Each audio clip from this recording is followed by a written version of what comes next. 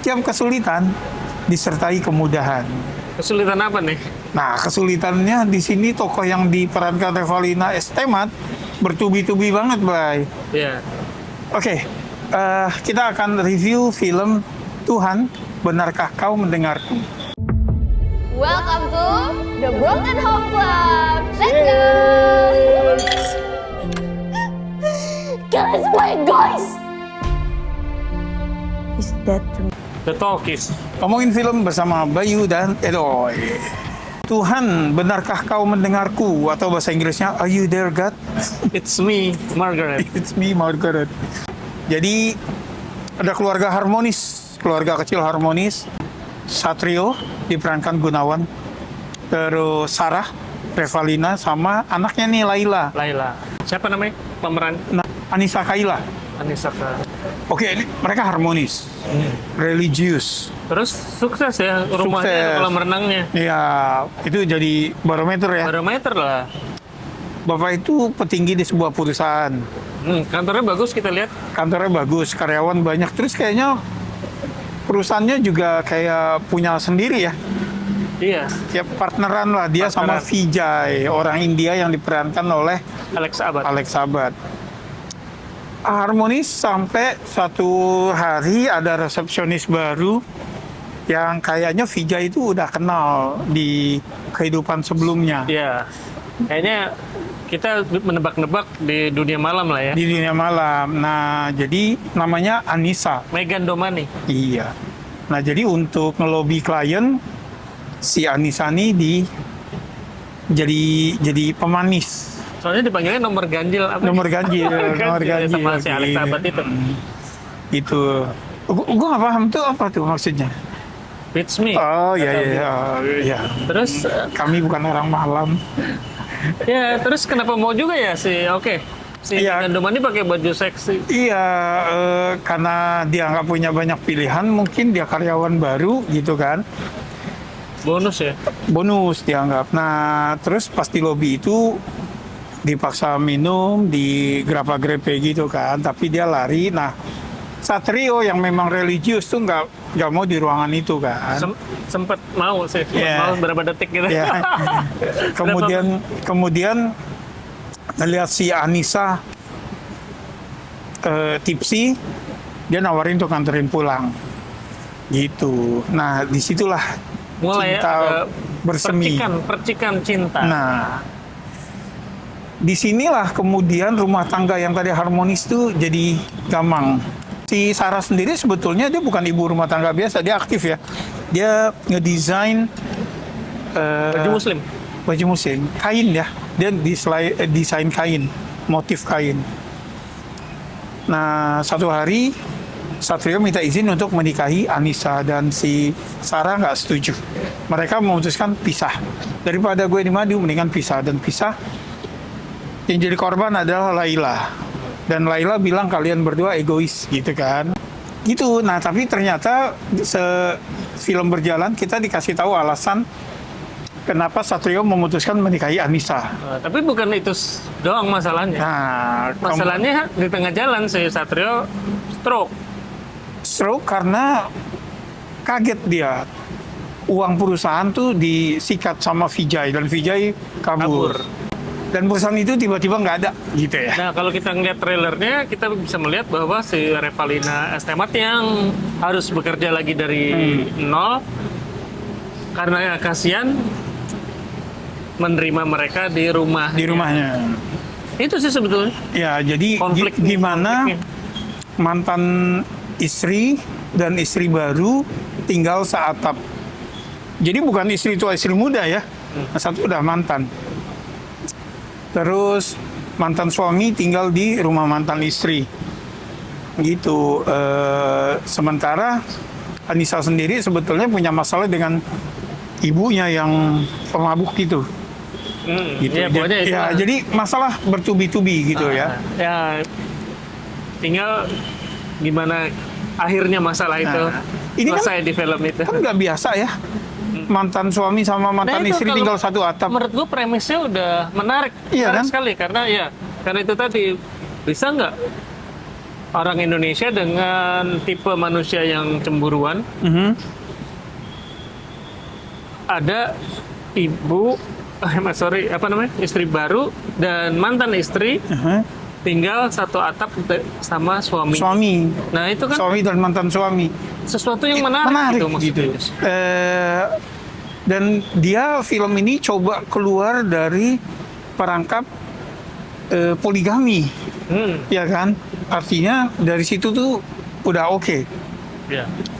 Tapi apakah Tapi menarik ya, ini berhasil? tinggal premis ya, gitu loh. Film ini kalau menurut gue berhenti di menarik di atas kertas saja. Oke.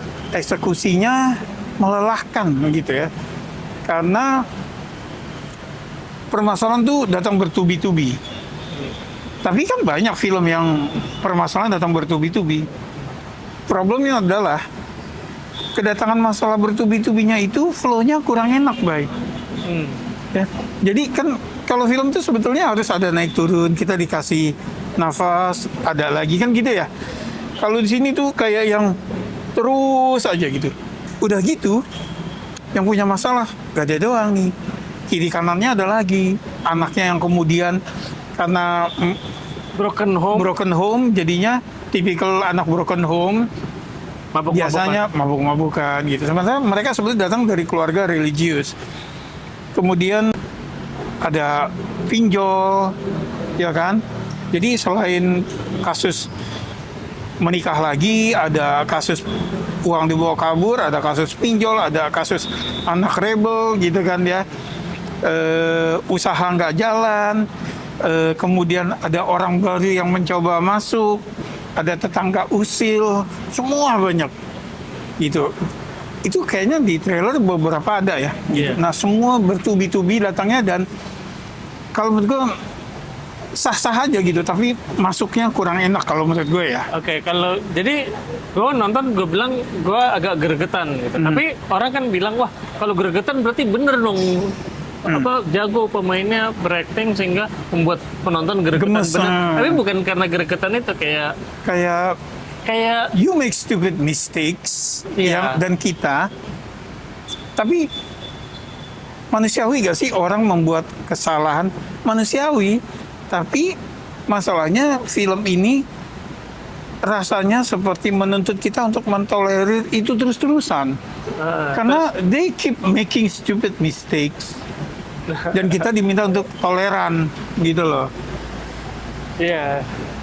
Ya ada beberapa yang kayak, kenapa sih dia begitu? Tapi bukan karena aktingnya sangat bagus sehingga mengganggu gua sebagai penonton, tapi lebih ke kenapa penulisannya begitu. Nah, jadi gitu. Jadi sebetulnya kita gregetan bukan sama si pemainnya begitu cakep gitu ya. Oke, itu satu hal. Kalau dibilang manusiawi, ya oke lah, itu debatable ya.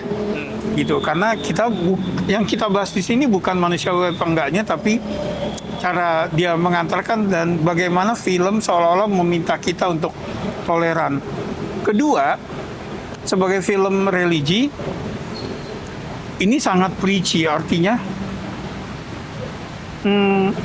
pesan-pesan atau value-nya itu beneran disampaikan literally lewat ceramah.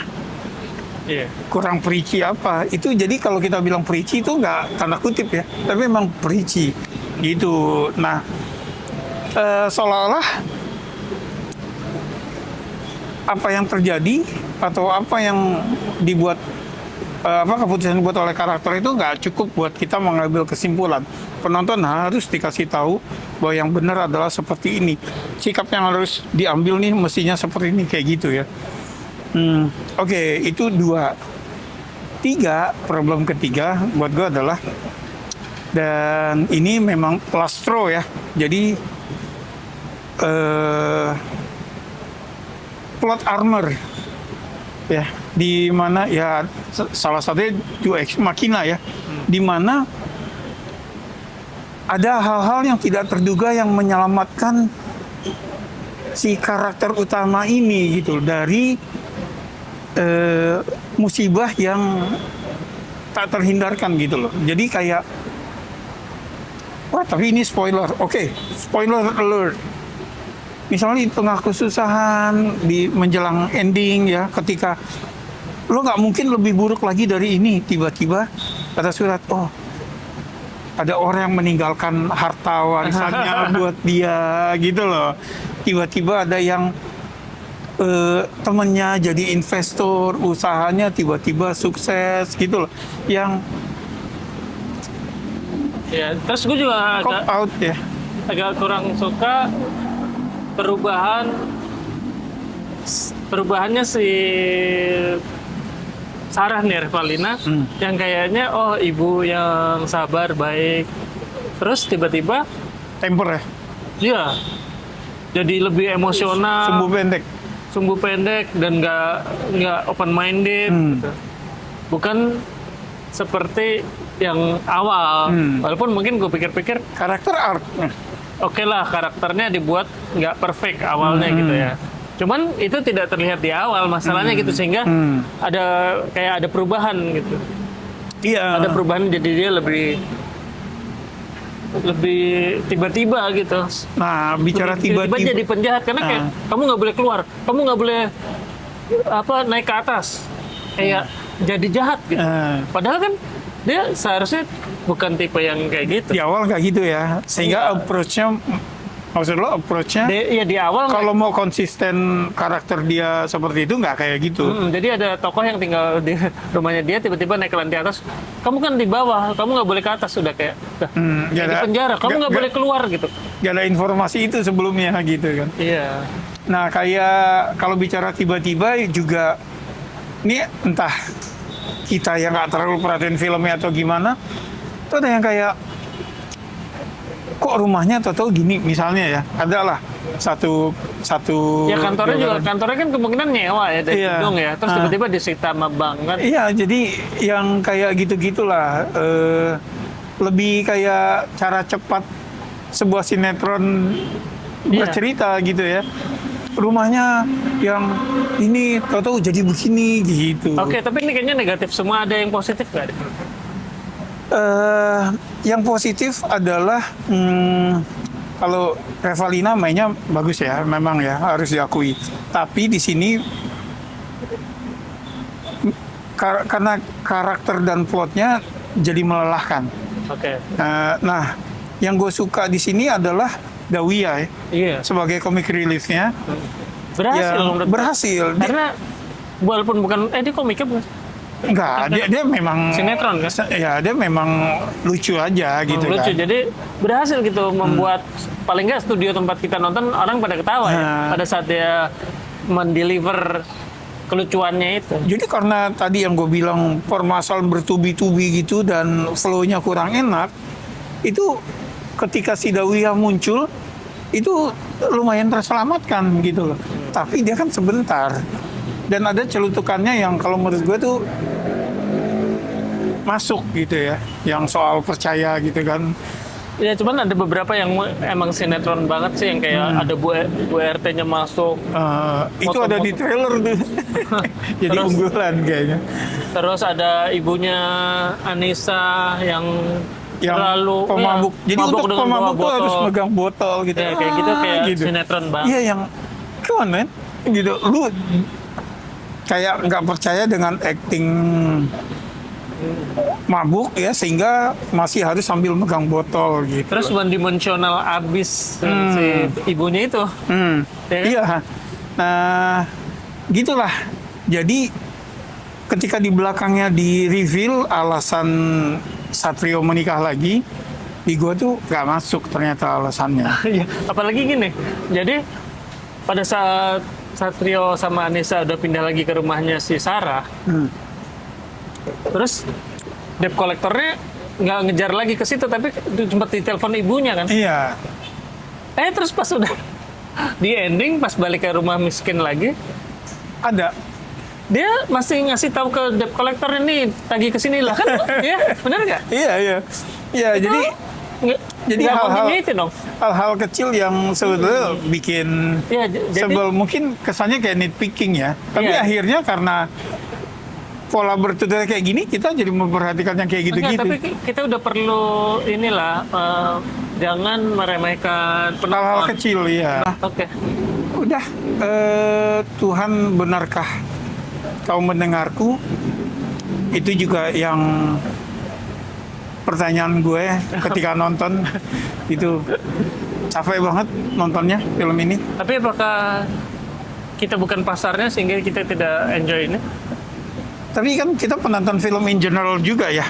Maksudnya semua film kan kita sikat ya. Iya, tapi menurut gue boleh dicoba lah. Ya. Yang memang kangen sama film religi, apalagi Revalina cakep di sini. Terutama yang kangen sama Revalina karena dia udah lama banget gak main film baik. Gitu. Jadi ada masanya di mana Revalina itu senjata rahasia perfilman Indonesia. Film-filmnya dia tuh konsisten di box office. Ya, gitu. Oke. Tuhan benarkah kau mendengarku akan rilis mulai 29 Januari 2026. Sutradara Jay Sukmo yang sebenarnya biasa bikin film komedi ya. Gitu. Gue nonton film pertama dia tuh yang catatan akhir kuliah. Acok yang main waktu itu. Oh, iya. Itu yang udah nonton silakan komen Skor setuju atau enggak. Oh iya. Skor 6 lah. perlu gak sih? 6 6 tuh passing grade, Bay. Sementara lu kayaknya dari tadi ngomong yang jelek-jelek aja. Gue kasih, ya gue kan nggak, bagi gue nggak hancur banget sebagai fan. Ya. Ya gue nggak bisa, jadi gue nggak tahu fair apa enggak ya. Gue ya ditebak sendiri aja lah. Gue nggak Nggak bisa mau kasih ngasih skor lah? ya ya. Gue nggak Oke. bisa kasih skor karena biar gimana menurut gue tiap film punya pasarnya dan pasarnya berhak untuk menikmati film itu. Again yang tadi lo bilang ya mungkin kita bukan pasar ya, gue setuju deh itu ya. Oke. Mungkin kita bukan pasarnya. Yang suka film ini silakan tulis di komen. Makasih udah mampir, sampai ketemu di film berikutnya. Salam.